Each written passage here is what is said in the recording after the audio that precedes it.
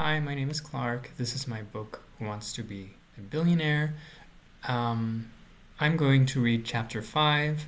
If you haven't seen me read the previous chapters, please go watch the previous video where I do chapters 1 through 4. Now we arrive at chapter 5, and this was one I did a major rewrite of to make Ben more central to the story. So this is chapter called The Cigar. Have you ever seen the film Rear Window?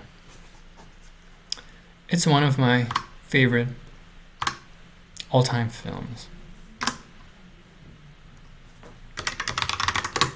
It's a masterpiece, everything about it.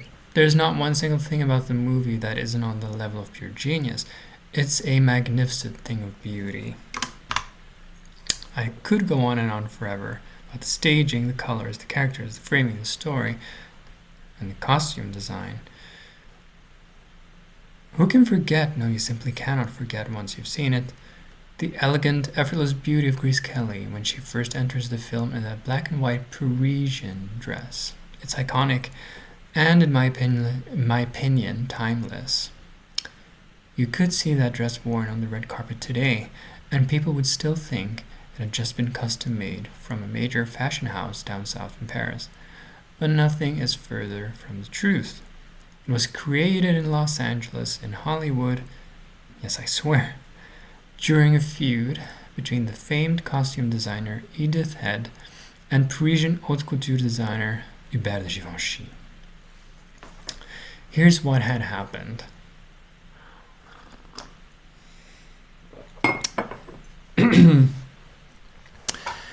Rear Window, starring Grace Kelly and James Stewart, was being shot at Universal Studios at the same time that Sabrina, starring Audrey Hepburn, was being filmed. Both films had the amazing Edith as costume designer attached for their films, so she would hop from the one film to the other on the Universal lot and back again. The girl clearly wasn't afraid of hard work. And yes, I'm sorry, but I can't go on and on when it comes to film, but isn't this interesting? Now, the director of Sabrina, Billy Wilder, all of a sudden changed his mind and now wanted the dresses Audrey was to wear in the film, since they played such an important role in the story, to be authentically Parisian, which is to say, he wanted real haute couture dresses from Paris, custom made for Audrey, not made by Edith down in Hollywood. Needless to say, this was a blow to Edith, who had been attached to the project on the premise she would be the one to create the whole wardrobe for Audrey. So this is where the trouble started. To add oil to the fire, Hubert de Givenchy hadn't realized he would be making dresses for a commercial endeavor like a Hollywood film. He considered this far beyond his usual clientele. Ironic, considering the dresses he made for the film are now his most famous pieces ever, since the film has stood the test of time and public memory more than his haute couture pieces that are now only known to the esoteric fashion annals preserved for haute couture aficionados and fashion students, which I am not at all acquainted, but I adore film. So, reluctantly, Hubert, would you believe it, made the dress for Audrey Hepburn at the worst time during fitting, since he treated the whole commission as total drag and almost a waste of time, were it not for his dedication to his art and craft to only deliver the highest quality. Meanwhile, back in Hollywood, the perfectly capable Edith was totally seething with rage that her opportunity would go to someone who didn't appreciate it at all and considered it all very much beneath him. So what did she do? She made the wardrobe of Rear Window an absolute tour de force of fashion, basically showing the whole world that what? She could create amazing, timeless pieces, from dresses to gowns to pret-à-porter pieces.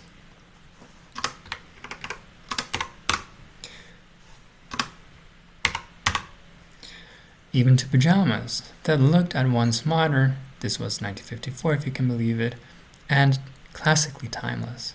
a triumph. The whole thing was, like I said, at the level of genius that matches the masterful eye and staging of director Alfred Hitchcock, and a blow to both Wilder and Givenchy. Did you know the whole thing was a single set, placed on a heightened stage so that the camera could go up and down to beneath ground level to get the exact shots Hitchcock had in mind? I could go into that, but let's just stay with the feud between Edith and Hubert for now.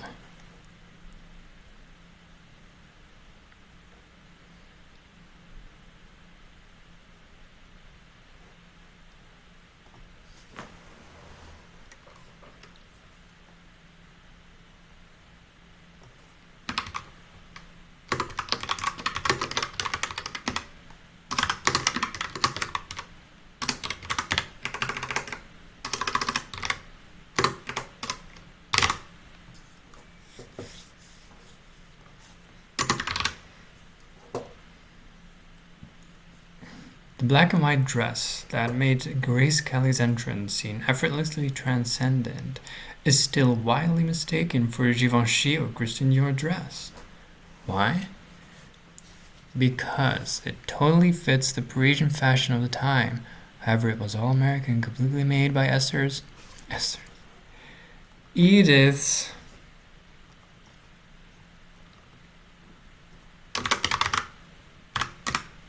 own hands in LA.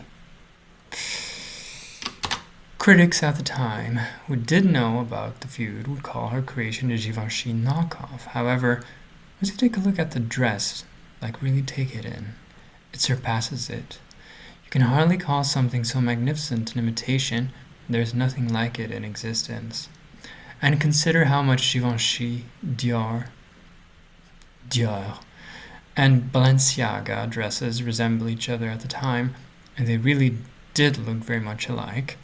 This whole criticism reserved specifically for Edith seems more like a personal attack than a justified point of critique.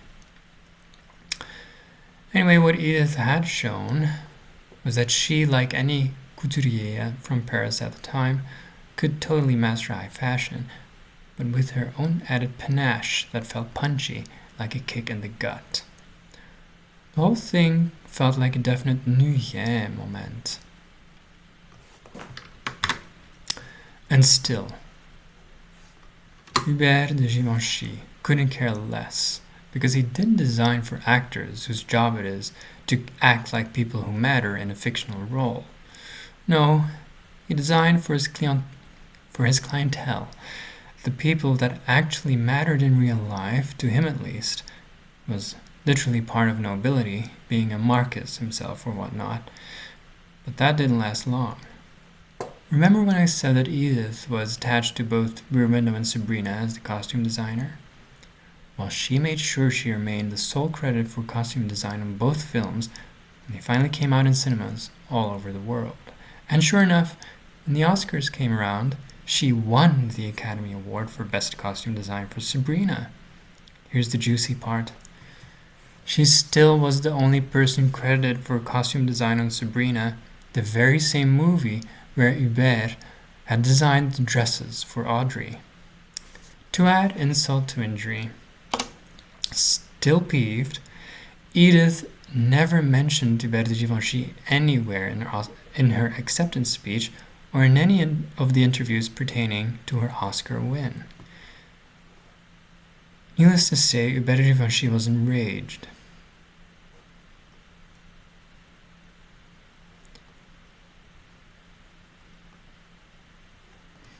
Being treated as nothing but a simple supplier, much like just another fabric or sewing tool supplier to Universal Studio.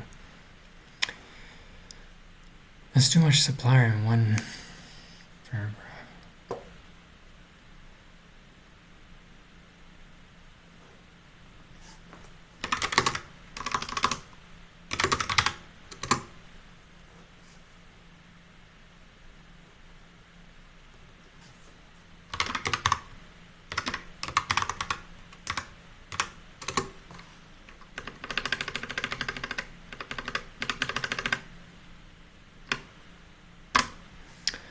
As the feud was getting more and more public, Universal Studios would try to appease Hubert Givenchy.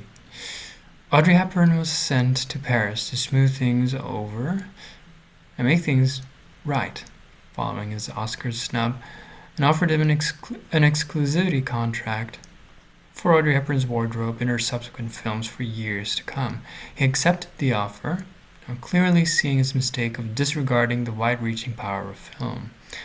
He continued to make all of Audrey's wardrobe for about 10 years. So in a way, this feud...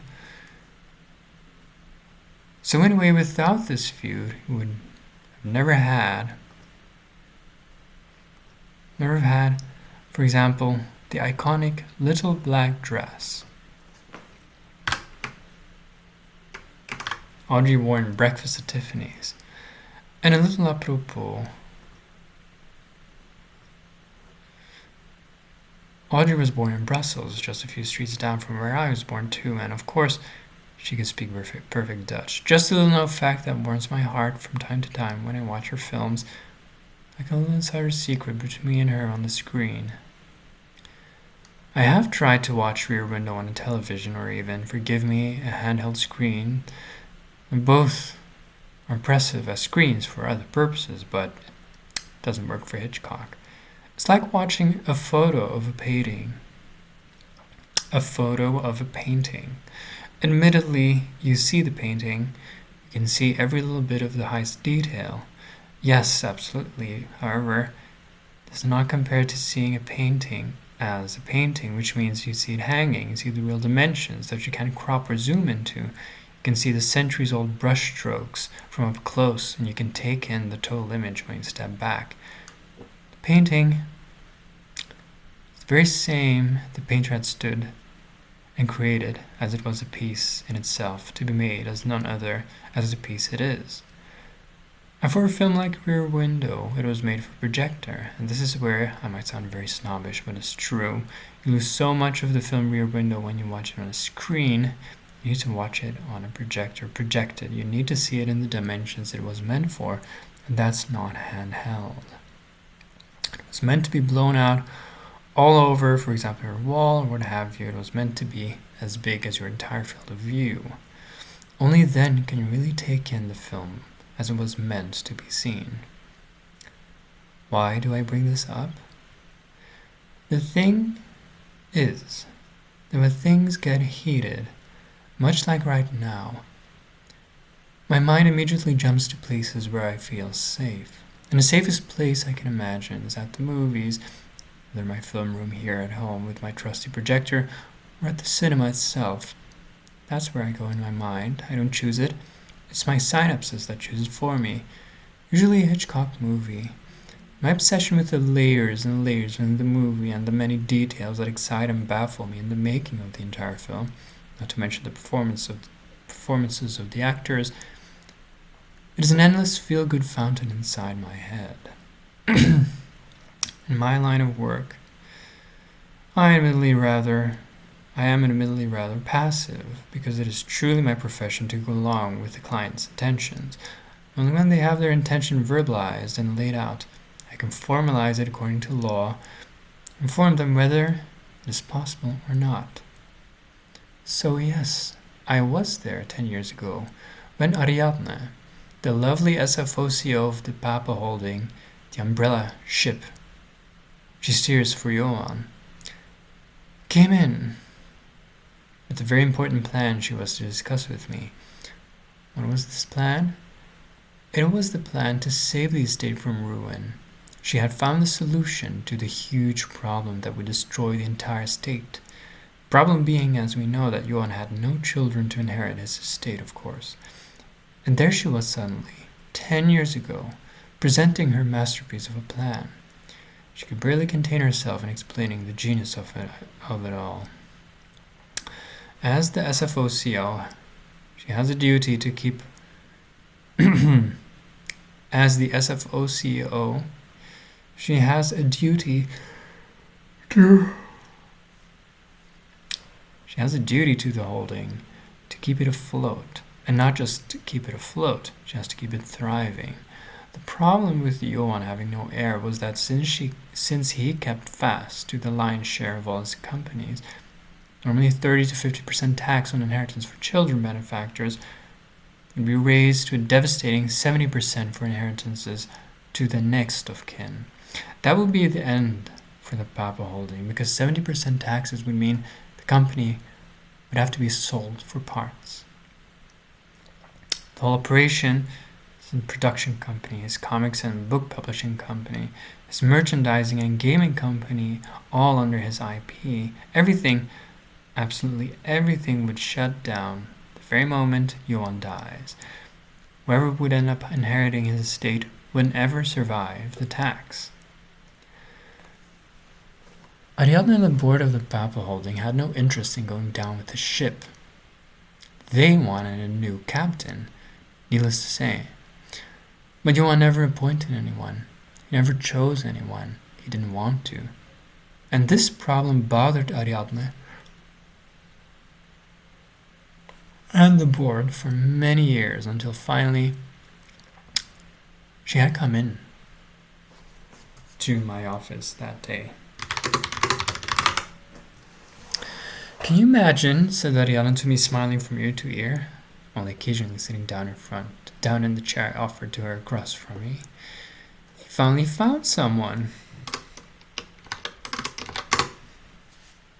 "I'm very glad," I said, and I meant it. However, I didn't feel any enthusiasm as much as she clearly did, because, as always, I need to know the particulars before I can allow myself to pop open the champagne.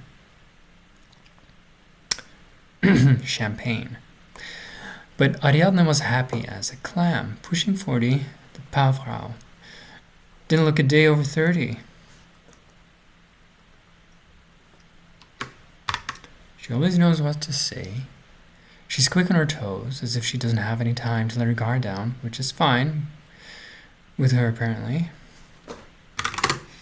She's a whirlwind of a woman, a delight to be around, and afterwards it feels like the wind in the room settles and leaves behind a stillness that wasn't there before.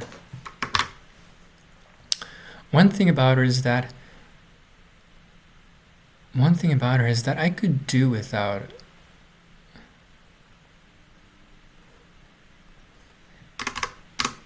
the flirting, since I'm over 60 and she's looking half my age, because it feels like a joke and it makes me feel old, but at times I don't mind it and even allow myself to go along with it and entertain the idea that, yes, of course, she would be flirting with an old notary type with rounded back and slumped shoulders from being bent over my desk all my life, seeing to other people's affairs. She, however, is never going to be slumped at the shoulders, or her back isn't going to be weighed down. She's a firecracker, moving and dancing with waves of commerce, ever anticipating clear waters or hefty storm, having strategy and direction for every kind of scenario, much like I have command of the law for every proposal. "Of course, since we're dealing with Johan," she said, "the whole thing is to remain anonymous." And there was the catch. I immediately protested. "Ariadne, dear," said I, "you know I cannot allow it. There must be a name. The inheritance will not stand in court if it were contested." But my dear Ben," said she, even though I prefer she call me Benjamin, "I don't feel entirely comfortable with her being too familiar with me, as if I don't trust myself to be too lenient with her, for actually deep down wanting to just simply do anything and everything she asks of me."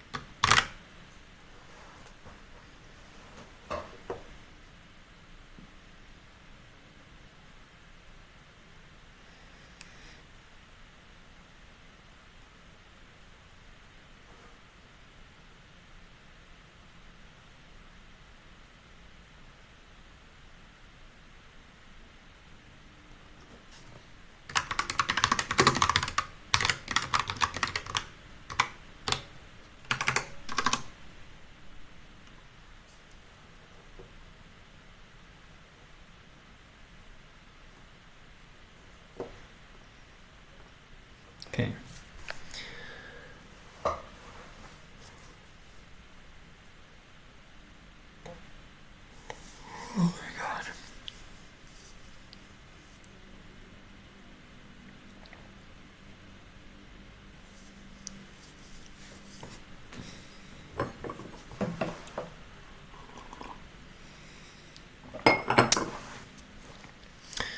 Ah, but my dear Ben, said she, even though I prefer she call me Benjamin.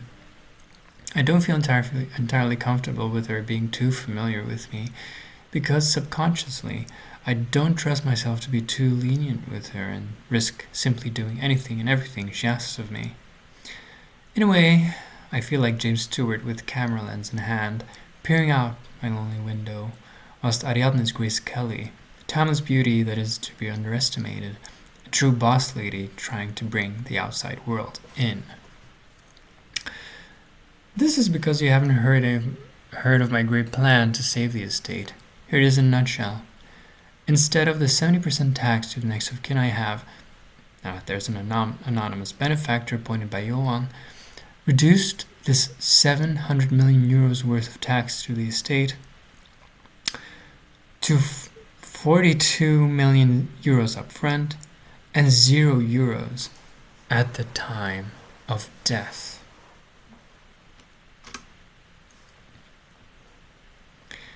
From 700 million euros to 42 million? I exclaimed. Ariadne, I admire your work, I surely do, but these numbers seem outrageous.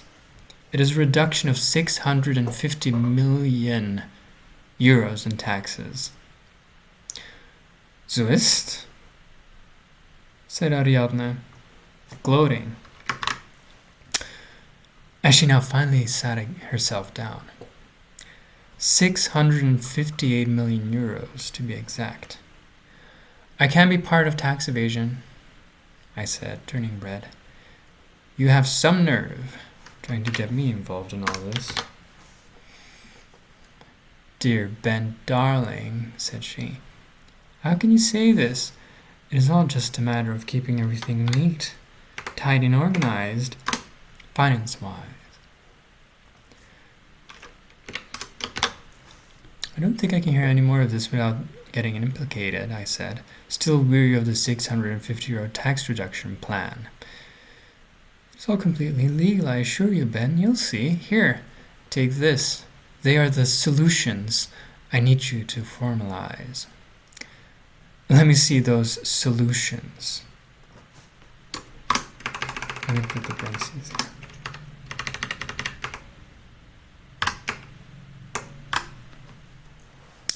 Let me see those solutions, I said sarcastically, grabbing the file from her hands. We are placing all of Johan's sizable real estate portfolio in Belgium and some vacation homes in France and then those in the UK, yes, in Singapore, under a patrimoniumvennootschap, so as to avoid the inheritance tax on those by making them movable shares under law and no longer immobilien.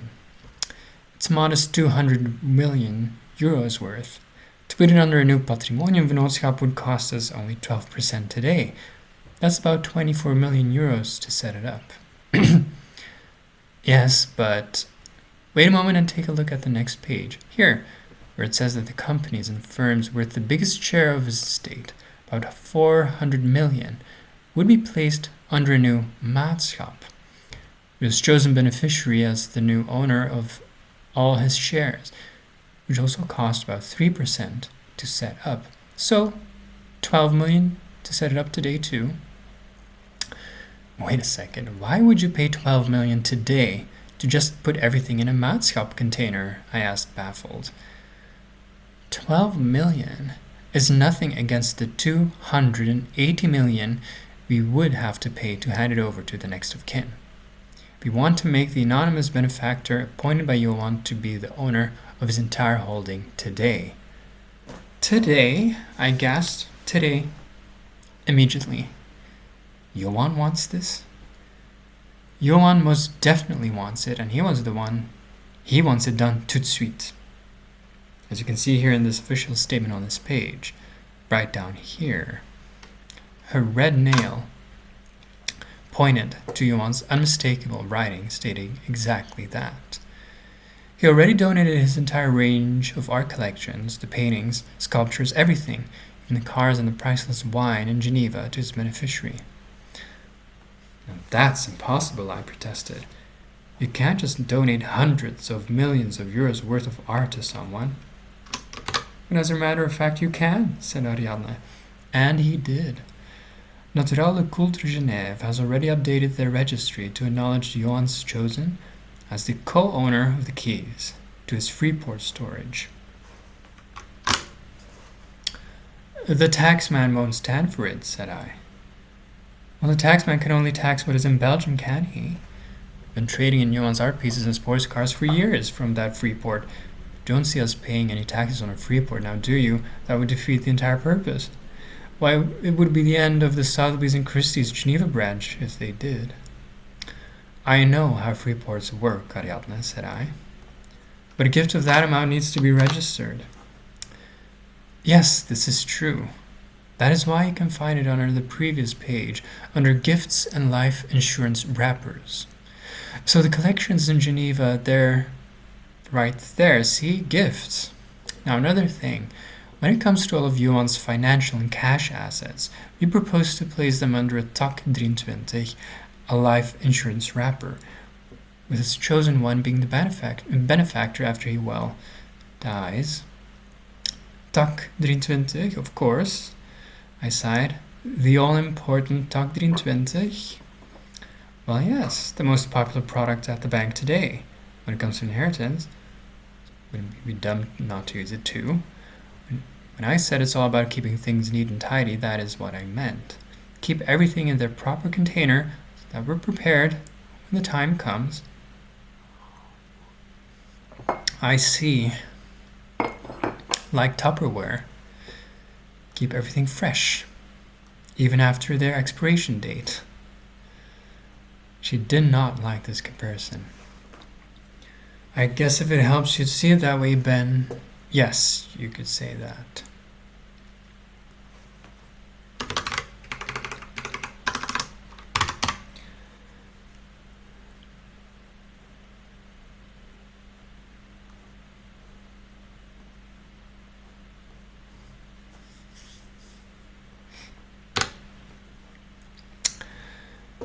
There was an awkward silence, so I started to scribble down our container plan on a little notepad, mumbling, "Putting the real estate in a newly founded Patrimonium Vennootschap as one container." I began to note down.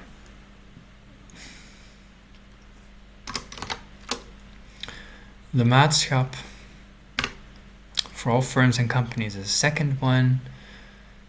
Freeport storage, gift for Johan's private collections is the third container. And the TAC 23 life insurance wrapper is 4. 4 containers you need me to formalize. Exactly. This seems unreal, I said. And it's also very sudden. I said it was a work of genius, didn't I?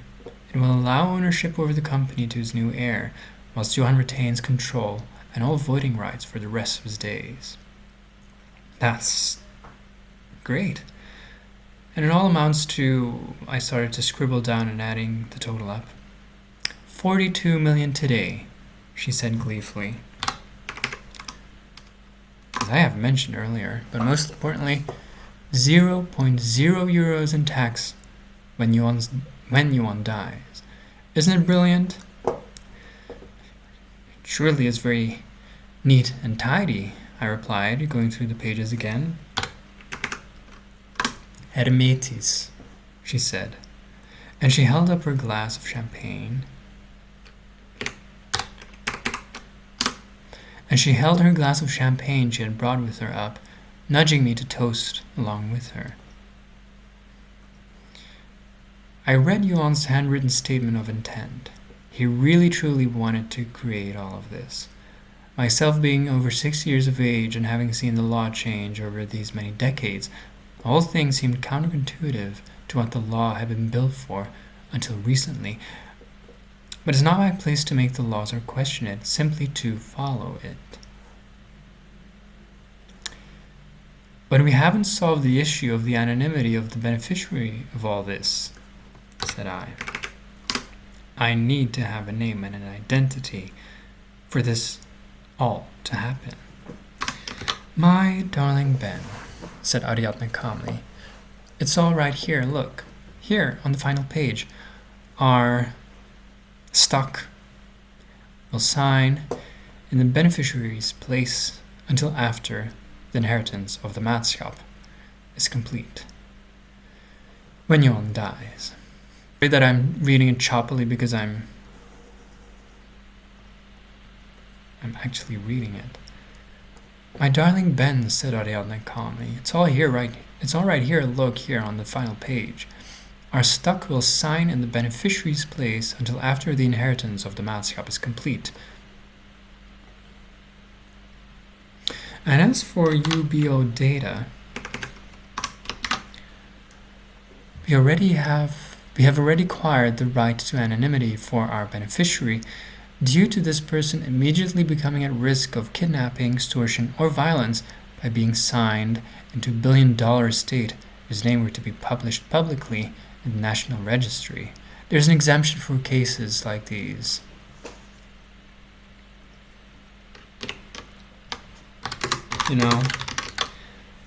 I stared at the page for a moment. It all seemed to check out. I could hardly believe it. Truly was a masterpiece, even though I didn't totally agree with it. And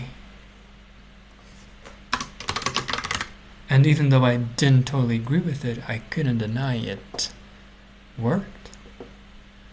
Come on, Ben, said she, sipping from her champagne, as if you would pass on the chance to rake in that sweet cash cut for your notariat from stamping this whole plan. It's a win-win for everyone involved, right? I stared at the pages a few moments longer. I didn't know how to feel about it. Right? She repeated. Hermetis, I said finally. That's right, Hermetis, she repeated. She clunked her glass into mine, almost knocking it over.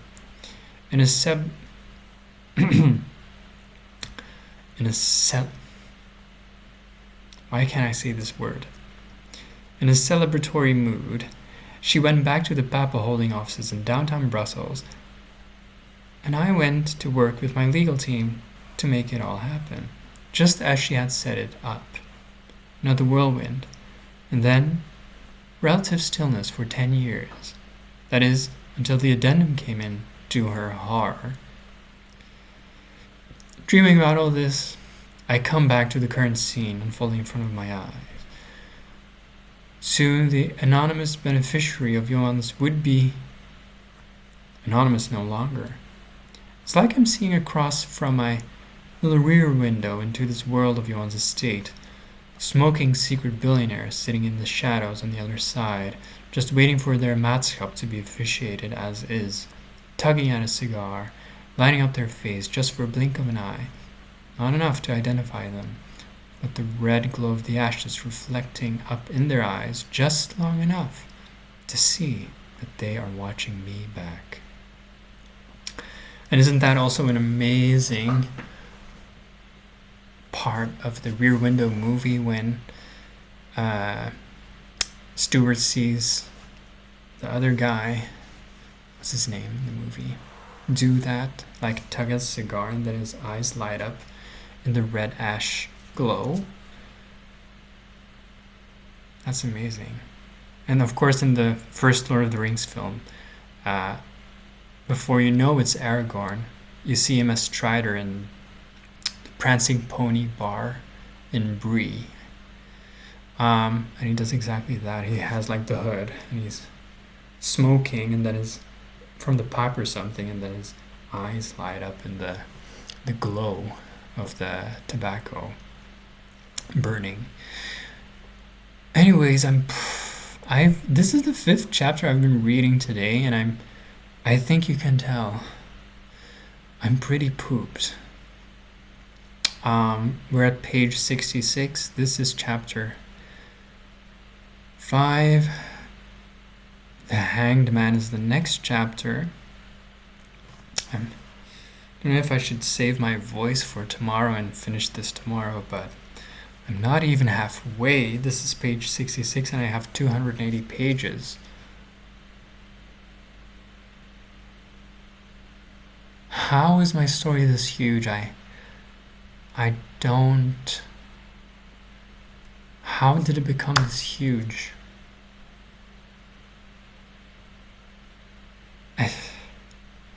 It's like this past 6 months have been a dream. And like I don't know where it all came from. But I do recognize it. It's like when you remember a dream and you think about the dream and then you go backwards and you remember everything, but only after you try to see it all again, right? Anyways, I don't know what I'm going on about.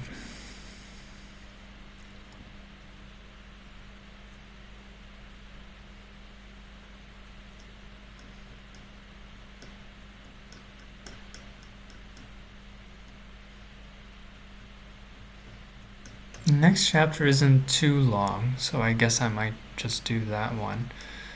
And also looks like it's the thing with these intermezzo pieces is that they break up the otherwise, it's like action, action, action, action, discussion, discussion, discussion, debate, debate, debate. It breaks up this, well, I won't say it's a single note, but I need these intermezzo pieces to provide more of a context, to give more insight into the characters of Ben, the character of Ariadne, to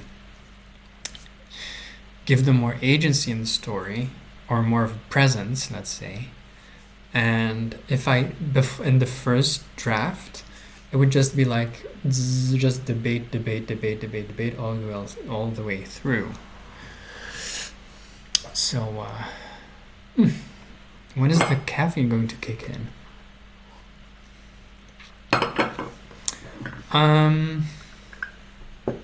So that was chapter 5. Didn't really have a commentary for that one.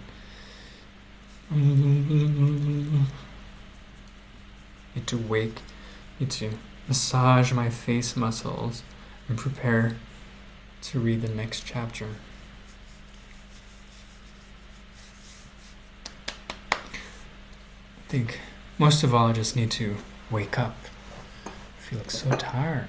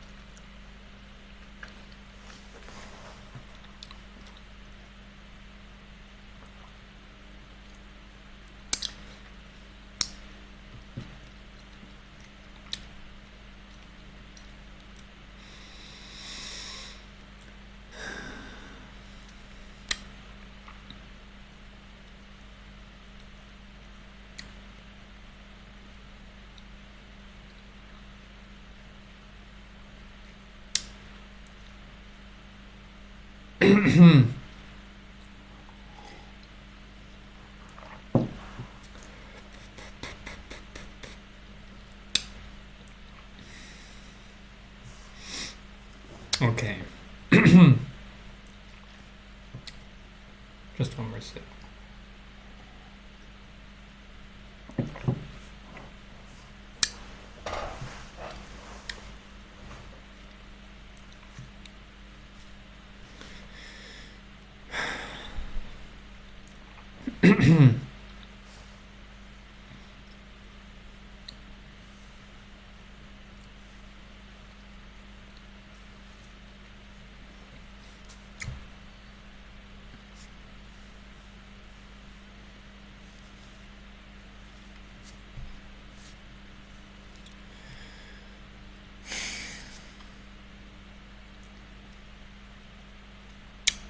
Okay, here's the next chapter.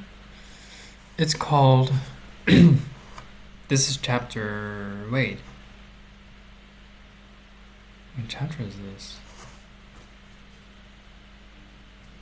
6. And we're at page 67 in my draft. But this is supposed to be the dimensions of a paperback book. So if it eventually makes it into print, it would be about page 67 if I got the formatting right. So, The Hanged Man, next chapter. Chapter 6 of the novel Who Wants to Be a Billionaire? It's a rhetorical question. Everyone wants to be a billionaire, of course. Yes. For various reasons, everyone would like to be right. If you had a chance today, you would take it. There's no... I mean, if you're not a billionaire and you had the chance to become one today, of course you would say yes. That's why the title is rhetorical. And I explained in the previous video too, the title is ironic because in this book, they're trying to find out who the secret billionaire is, and if you're identified as the murderer. So, that's the premise. I keep repeating that. I don't know why I feel the need to repeat that. Here's the next chapter. Chapter 6. It's called The Hanged Man. Pardon? Exploded Celine, jumping from her chair. Yes. You have the highest likelihood of having killed Johan Pape on account of losing his son to leukemia, and Johan declining to help with either the bills for the experimental medical treatments, causing you and Jochen to sell the house.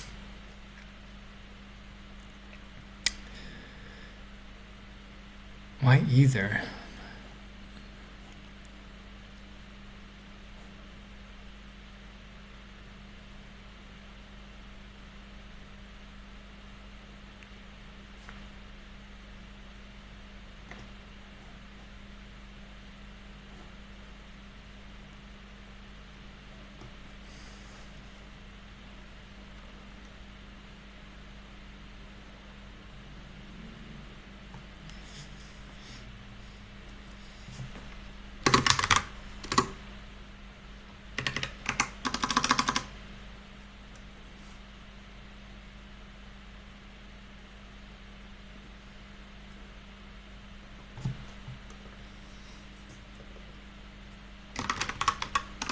Sponsor.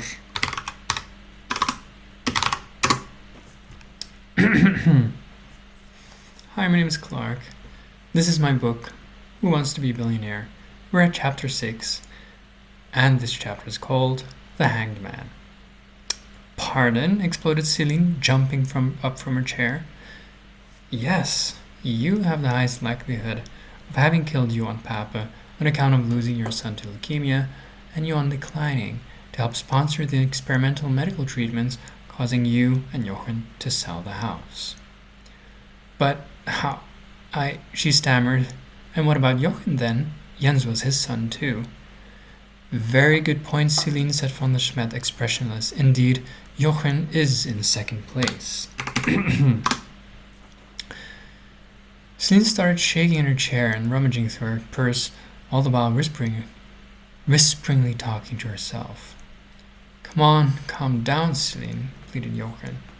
Calm down?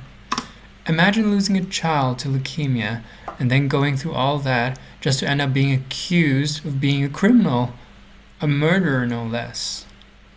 No one is accusing you, Celine. It's just a stupid AI thing, making wrong calculations or whatever, said Jochen to her, caressing her neck and shoulders to calm her down again. Celine looked up from her purse and scanned the faces in the room. Everyone was taken aback by her meltdown, even though everyone could understand perfectly why. It was clear she took it differently, as if everyone had thought the AI was right, that she was the murderer. face changed. Don't look at me like that, all of you. Think about it. If I were the secret billionaire, the one who killed Uncle, you want to keep my money. Would I have not used that money to save my own child? Would I have not saved my own son if I had €1 billion? No one is saying that, tried Layla. Are you guys absolutely insane? She shrieked loudly, jumping up to her feet again, stunning everyone in the room. For a moment, even the stoic Richard van der Smet refrained from breaking the silence, realizing pushing Celine to the brink wouldn't help. But then unexpectedly, Celine said something that wouldn't sit right with anyone for the remainder of the case. In a calm voice, she said, I didn't kill Johan, but I can tell you right now, if I had the chance to kill him today, I would. She sat back down. Celine, tried Johan again, realizing she was digging herself into a hole she couldn't get out of. Come on, take a breath, calm down. Breathe, that's it. Deep breaths, he whispered. Not helping the algorithm determine the real killer here if you have an outburst on camera. Mentioning the eye in the cameras, she opened her eyes again and glared at him with her eyeballs bulging out of their sockets as if she was trying to give birth to them. Oh, so that's how I'm supposed to go through life now? Try to get an algorithm to get in my favor that had rated a bereaved, hardworking mother to be more likely to be a killer than a literal drug dealer? Not going to shout. Oh, here we go, sighed Peter. Why do you always have to drag me into things that I have nothing to do with? He buried his face into his hands.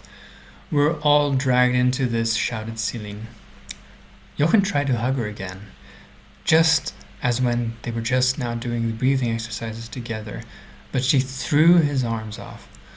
Potverdomme, Jochen, she shrieked again. Oftewel laat je me nu spreken, oftewel ga ik wekenlang niet te genieten zijn.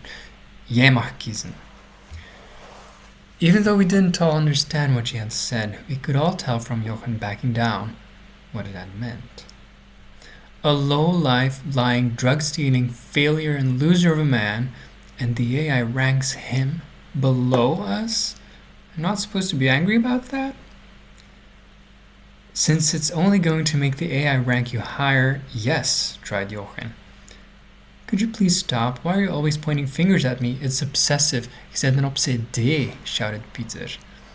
Also, I'm not only a murdering psychopath, I'm also obsessed with my brother-in-law. My profile is getting more and more incriminating by the second. It is, shouted Jochen. Stop. Let's just all calm down and talk. Frankly, let's just get this over with. Meanwhile, Kenny had been translating the conversation to Joyabel. I've been watching the shouting match like a game of tennis. Looking at her, couldn't tell what she thought the score was in her mind. But there was that slight twinkle in Joyabel's eye, as if she was enjoying a part of this, the drama of it all, as if she was enjoying stage play as part of the audience, and not part of the actor troupe. It gave her the sense of being the observer, much like Richard van der Smet and myself. But whilst van der Smet was relying on AI to solve the case and regarding all the goings-on as data, and Nayla would sometimes add her 2 cents, I recognized a fellow outsider in her. However, that twinkle, that slight twinkle in her eye, made me wonder. There are about 10 people around this table, and always you manage to endlessly point the finger at me like a crazy woman, shouted Peter. Meanwhile, Brigitte came in and whispered in my ear that Ariadne had arrived to talk about her proposal for splitting the estate amongst the 6 of them. I said, that's too much. Ariadne had arrived.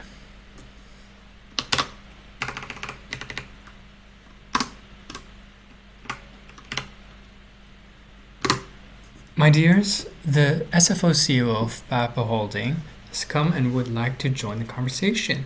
She has been working day and night to try to mitigate this, frankly speaking, crisis. the addendum has created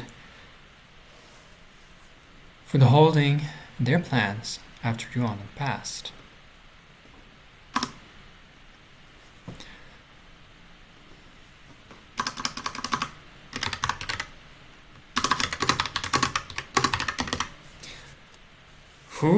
Who is she? Asked Celine. She's the only one who's going to be able to tell you who gets what, because she knows what is where. You need her. She's the CEO of the company we're going to inherit, the six of you. I didn't expect such a heartwarming introduction, Ben. Thank you so much, said Ariadne, as she swooped into the room, looking radiant and shining. Yes, that's me. I'm the SFO CEO of Papa Holding and could soon be answering to the six of you, ideally. Me, the board, and my team of lawyers have, of course, been working day and night to figure out what it would even look like to suddenly make you all beneficiaries out of the blue. But I have something to ask, though. Yes, what is it? Said I. Would it be possible to bring them all with me to Hoogelinden, right to the offices of our investment firm? I can explain everything in detail there. From the look in her eye, I could tell she had something up her sleeve to make them more likely to follow her plans for the estate, which was of course her job. However, this was still a murder investigation, so I looked to van der Schmet. It is possible, said van der Schmet, as long as everyone wears this necklace with a 360 camera and microphone.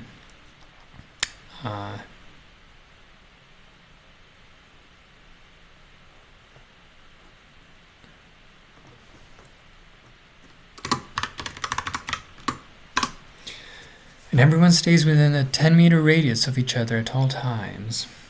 That seems strict, said Ariadne. It is strict. It is a police investigation. But since the presentation of your plan is crucial to the decision made by the suspects today... Suspects? Exclaimed Ariadne. Well, not a very nice thing to say to my potential future bosses. You forget we're conducting an investigation still, and we're going to visit Yuan's house as well, so... This is why I had the necklaces handy. Well, good then, said she. So I trust there won't be any issue with us having dinner over at Yuan's favorite restaurant in Brussels too.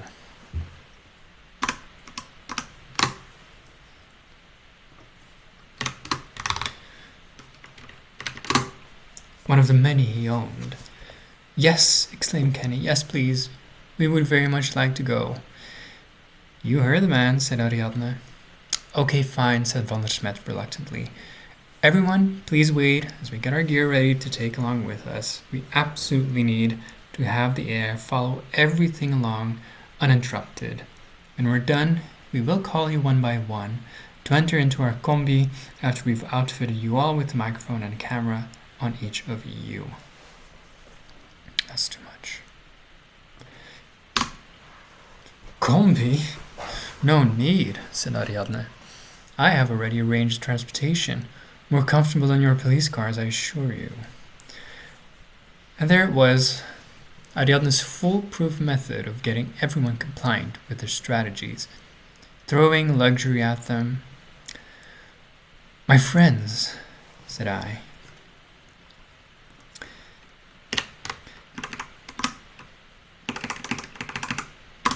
In the meanwhile, I invite you to please take some refreshments in my living rooms. Since we've spent more than enough time in this meeting room, you'll find it more comfortable in waiting for van der Schmet to get his gear ready.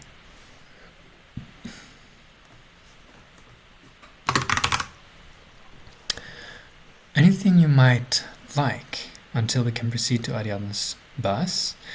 You may ask Brigitte, who has already prepared sandwiches and the like for all of us.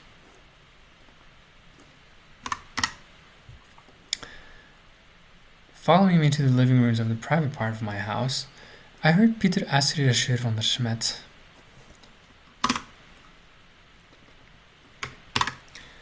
We're allowed to roam around here? Doesn't your AI need to keep an eye on us all times? On us at all times for the algorithm? You needn't worry about that, Pieter. Mr. de Walter, so graciously given permission to our investigative team to link our AI with access to his camera network. Very gracious indeed, sighed Peter sarcastically. Rest assured, we will be able to perfectly follow along all proceedings, even outside the meeting room. Oh, I know exactly what you mean, replied Peter. It's all still a test. As I presented the local beers, wine, cheeses, fruits, soft drinks, and the rest, I noticed that one of my guests hadn't taken any refreshment and moved into one of my other private rooms. It was Celine. When I was sure everyone had been served to satisfaction, I went into the library and found Celine sitting silently, almost motionless, in one of my armchairs. I approached her and offered her some whiskey from the cabinet nearby. I thought she might have wanted some, as she was staring in that direction, and perhaps had been too shy to ask. But she declined. She wasn't staring at the whiskey at all. She was looking through the cabinet into nothingness. In her hands, she held my father's precious deck of cards, flipping through them, only looking down once or twice. I'm sorry, she said. I needed to get away for a moment, some peace and quiet, after all of that commotion. I fully understand, said I, and I poured a whiskey for myself. She shuffled the cards pensively and then asked, Have you ever lost a loved one? I have, I answered after a brief pause. You're never really the same afterwards, are you? It wasn't a question so much as a statement. No, I sighed, you're not. You can't be. I started to stare in the same direction as her. Who was it? She asked. My wife, I replied. I'm sorry. She turned to look at me for a brief moment for the first time since I sat down by her. Don't be, I said. It's been 7 years. We sat in silence for a while. Sometimes I remember her, said Celine. Who? I asked. That's Celine. The Celine when I first met Jochen at uni. I remember her well. We were so in love right from the beginning. You were? That's lovely. It was. I knew at the time it was the love of my life at 22. I was right, even though everyone around me kept saying you could never know for sure at 22. Never been in any other serious relationship before, but I did. I knew. I saw her shuffling the cards again. Pull one, I said. Pull one? She asked with a faint laugh of amusement. She split the deck and pulled a card off the top. Aha, I said. The Hanged Man. Very fitting, she said. Very fitting indeed.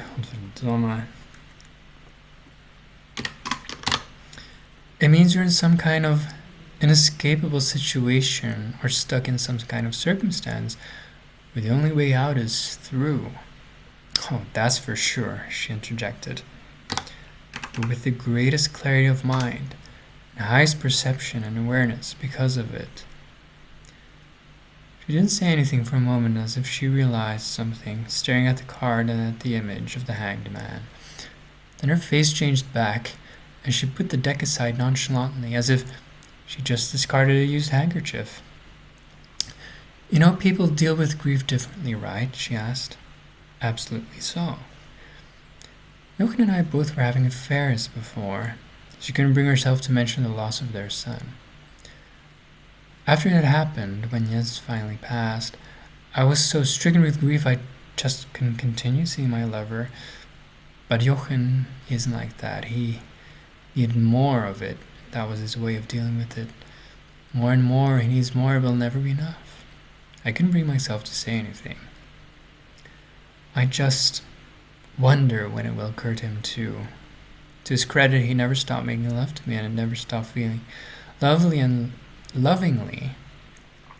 And he even showed me more love the past years than ever before. It was never like he replaced me with someone else who could meet his needs better, just kept me around for show. No, I pity the woman who has to go through that, but that's not Jochen and that's not me either. If that were the case, I would have. I would have. I noticed she was pulling the sleeves of her sweater so tightly I expected them to tear. Then her hands relaxed again. No, he never neglected me in that way, for me.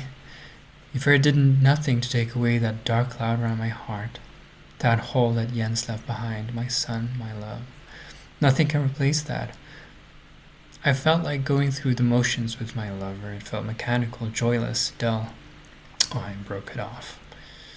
She glanced over again at the cards. At the card of the hanged man. But for him, it's the anger. It's the rage. When we make love, but when he meets his lover, I think it's about his rage. Maybe it's always been, even before Jens passed, maybe it's always been about the rage? Okay, you can come now, said the Gesture von der Schmidt. Before we knew it, we were all seated on Ariadne's wonderful little bus, with all the amenities one might want from a bus. And when little snack packs...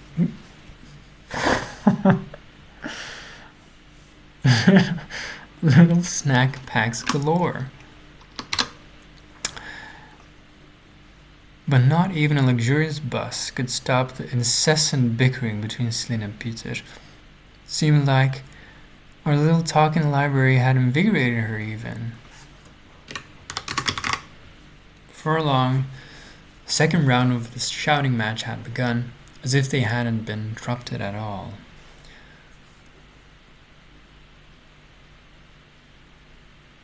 Oh, because I'm a crazy woman, am I? Erupted Celine after Peter had asked her not to talk to him during the bus ride and took a seat at the other side. Yes, crazy woman. To me, the AI got it right. You did it. No doubt about it, you're the murderer. Peter, je moet er ook altijd de schep bovenop doen. Stop it, cried Jochen. I didn't start the fire, shouted Peter. It's her who keeps dragging me into it. If it were up to me, I would have been out of here an hour ago. How dare you, said Celine, not listening to a single word Peter or Jochen had said. Haven't I suffered enough to now also be accused of something like this after losing my child and my home and sanity? Sighed Peter, looking sideways to Kenny, who was sitting in the same row on the other side. I had to stifle a laugh. Family, cried Celine. As if trying to make up for Peter making him laugh at a cool little jab at Celine, Kenny spoke up. You haven't lost your family, Ziska. We're all still here for you. We're all still here for you. But again, Celine didn't listen. All the while, this disgrace of a man skates through life doing whatever he likes. No commitments, no responsibilities, waiting to be bailed out by anyone and everyone. Oh my God, Celine, shouted Peter. What's it to you how I live my life? Celine started spewing syllables, like a bottle of water, like a bottle of soda, where the bubbles pop out after too much shaking. What it is to me? No, what it is to me? Is he really asking me that? Yes, said Leila, calmly yet forcefully, clearly having had enough of the bickering. What is it to you? Absolutely nothing, said Peter, except that you just simply have always hated my guts, using every chance you get to badmouth me, slander me. But Jochen, you should draw the line at the death of Jens. She can't use his passing to justify being cruel to anyone and everyone, then hide behind it without consequence when people stand up for themselves. You're a hypocrite, Celine. Everyone knows it. Celine burst out in tears as she let herself fall into Jochen's arms again. Ariadne looked at me. We were both in the front row, sitting right behind the driver, and we dared not look behind us. But we did look at each other. She was constantly raising her eyebrows, however, listening very intently. She did not look at her phone one time during the whole bus ride. Von der Schmidt, meanwhile, was monitoring all the feeds of their 360 degrees cameras. Van der Smet, meanwhile, was monitoring all the feeds of their 360-degree camera necklaces on his laptop. Okay, don't talk about my wife that way. You can stop, Peter. We have heard you, said Jochen calmly. Let's just all have a moment of peace before we reach Uncle Johan's house, where he was found dead, let's not forget. Okay, agreed. But I will say that you will let her talk about your brother that way. Oh.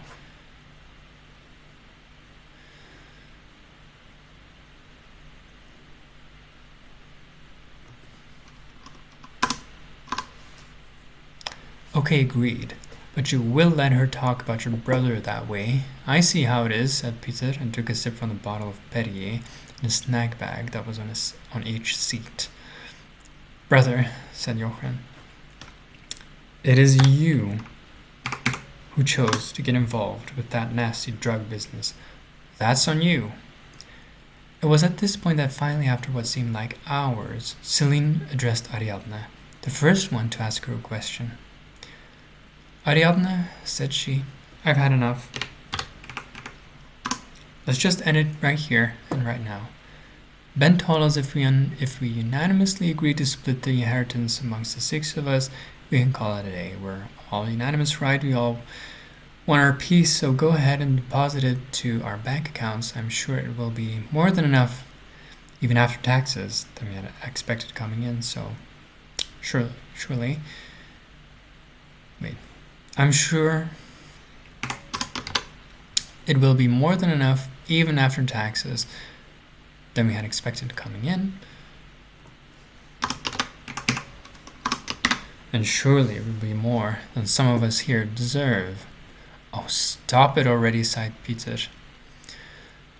Well, stuttered Ariadne hesitantly, I can't really explain it until I have my presentation with me, but let's just say it's not as simple as that. Lena and Jean-Baptiste looked at each other again for a moment, suppressing a knowing smile, and added, Celine, it's obviously not going to be 1 billion euros on a bank account that Uncle Johan left us. It's going to be assets that altogether amount to 1 billion euros.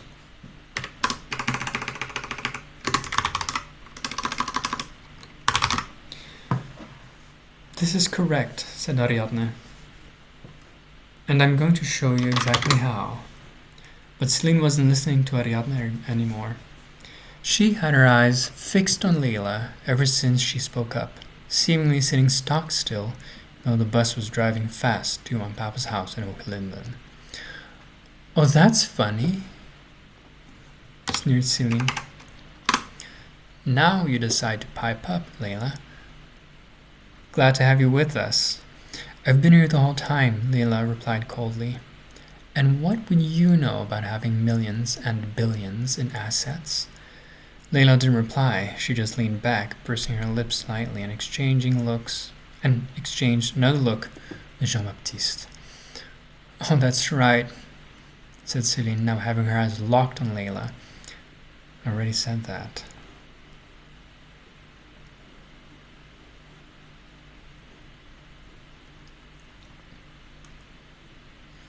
Nothing suspicious at all.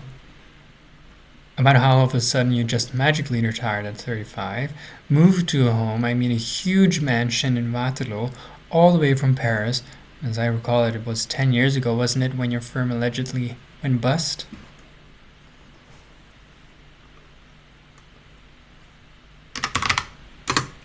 Right? Nothing suspicious about that. And once you had moved back to Belgium, you declined every invitation I sent you to join us at our family functions. Nothing suspicious about that at all. This time, Jean-Baptiste spoke up. I know it isn't my place to get involved in family matters, but if you start insulting my wife comme ça, I will have to say something. So, Celine, you better be careful with your words. Why, in your mind, can Leila be a successful woman of her own merit? She's brilliant. That is why I love her. She didn't need to inherit anything to get where she is now. Do you think she didn't work hard for what she got? That she didn't put in the effort? Well, marrying rich always helps, Celine murmured, looking down at her can of Coke she had taken out of her snack bag. Allez, Celine, kom, said Jochen. And Jochen, doesn't it seem extremely convenient that about 10 years ago, after her Paris firm defaulted, she suddenly decides to come back here for some obscure reason, completely out of the blue, and go live in a mansion in Waterloo, retired, before the age of 40? Waterloo is where I'm from, said Jean-Baptiste. Anything suspicious about that too? And would you not buy a house in your childhood neighborhood if you had the chance? Of course I would, cried Celine. Of course. I wish everyone could go live in a mansion. And also, it's not 10 years ago that we moved here, Celine, but 5, added Layla. A bit heated, but her tone changed to something more remorseful. I can't admit that I have been neglectful.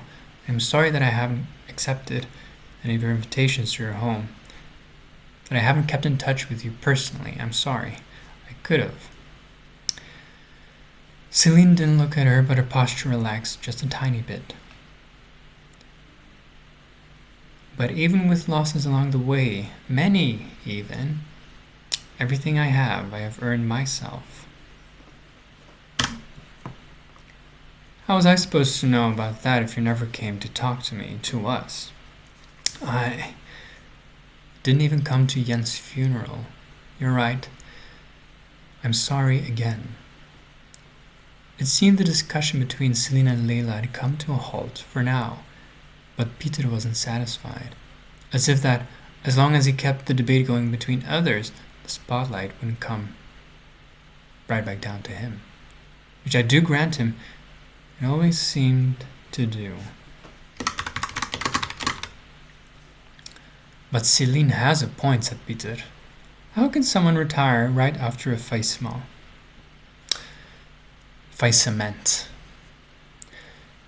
Peter, just can't help yourself, can't you?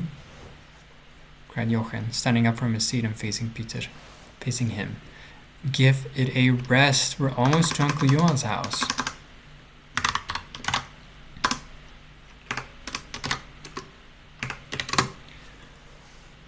But it was too late. Celine had been fired up again, adding, when the butchers went bust, both him and his wife had to go work at the very same supermarket that made them lose all their customers in the first place. They had to sell their practice and their house. Somehow, when you guys go fight, you can just browse the real estate pages and pick and choose a mansion, not needing to work another day in your life. Sounds really fishy to me. You can't compare a butcher shop to what Celine had been doing to what Layla had been doing at her firm. We've been able to put aside a great share of our income over the years to be able to retire. How? Asked Peter. Well, we handled our savings well and put it in good investments that... So just to be straight, said Peter, your own investment firm went bust because of poor choices you made on the stock market, losing all your clients' money. Meanwhile, for your own personal savings, you invested elsewhere, and you managed to retire off of it for life? Et qu'est-ce que ça signifie pour toi exactement? Asked Jean-Baptiste, sounding agitated. Bien, ça peut signifier une certaine faute de gestion, peut-être, said Peter mockingly. Or even abus de biens sociaux, right? You take that back, shouted Jean-Baptiste, jumping up from his seat and pointing at Peter. What's that all about? Asked Jochen. It's just like when the butchers went bust and they had to sell their home, said Ariadne, turning to both Jochen and Celine. She winked. Oh, it's all very funny to her, said Celine to Jochen.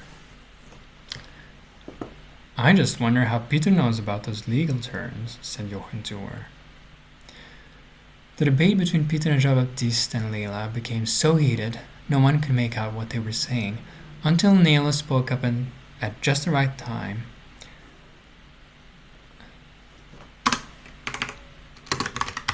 Making everyone turn towards her as she said, "Well, retirement or no, at least Leila got an invitation to her family function, Celine," she said.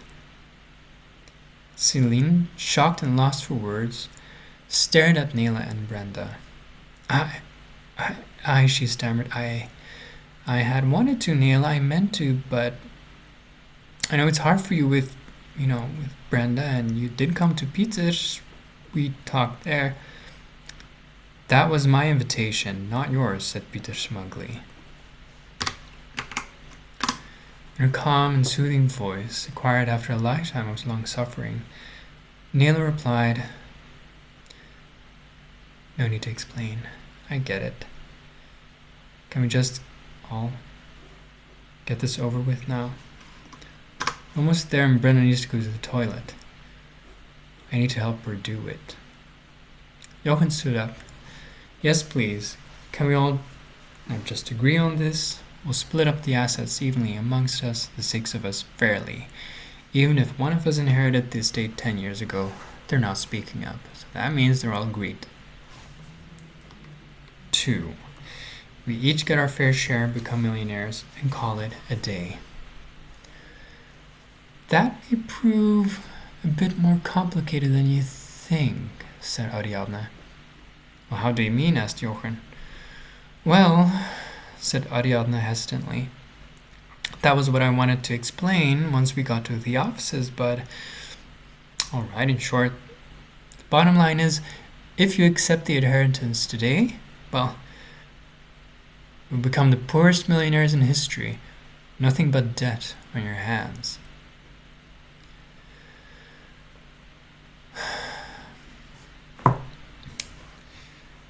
Oh.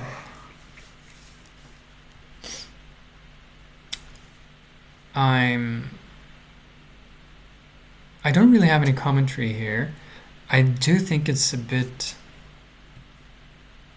long. I thought it was shorter, but actually it's pretty long. And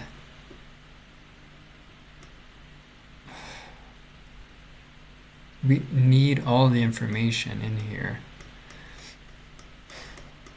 The only thing that I promised I won't change the story in any way anymore. It's just going to be what it is, but it's very dense in plot information. This chapter, The Hanged Man, is really dense in information that we need for the plot, and I hope I didn't put too much in one chapter of what we actually need to know in the next chapters to, you can't really, in this chapter, you can't really zone out because you need, I put a lot of pieces, a lot of clues in there for the next chapters. Anyways, I would love to read another chapter, but I'm so pooped, so tired. It really took a lot out of me. I'm at page 87, so I'm, let's say, 1/3 through the book already. This was chapter 7, right? So chapter 7, next chapter is going to be chapter 8. That's going to be for the next video, and I hope to see you there. Thank you so much for watching, and see you next time. Come on.